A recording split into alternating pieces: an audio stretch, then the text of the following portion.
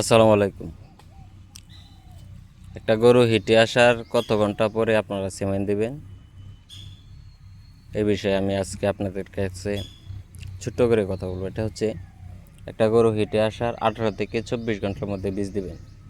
এখানে আরেকটি কথা রয়েছে, সেটি হলো নতুন যে বকনা রয়েছে, মানে প্রথম হিটে আসছে বা দ্বিতীয় হিটে আসছে, এই ধরনের গরুর ক্ষেত্রে কিন্তু হিসাবটা আলাদা।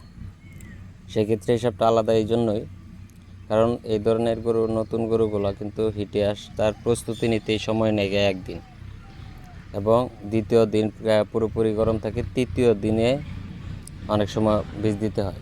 এজন্য আপনাদেরকে বলবো যে একটি গরু হিটে আসার পরে নতুন এবং পুরাতন গরুর ব্যাপারে একটু হিসাব কিতাব করবেন, কারণ নতুন গরুর বেলায় এটা অনেক সময় হিটটা আসতে দেরি হয়, সময় নেয় বেশি। এটা বুঝে শুনে তারপর সিমেন্ট দেওয়াবেন। আর পুরান গরু বা গাভী গরু যেগুলো, সেগুলোর ব্যাপারে হিসাব আলাদা। এটা হিটে আসার সকালে, রাত্রে যখন হিটে আসবে, শেষ রাত্রে যখন হিটে আসবে, তখন আপনারা পরের দিন সন্ধ্যাবেলা বীজ দিতে পারবেন। ধন্যবাদ সকল।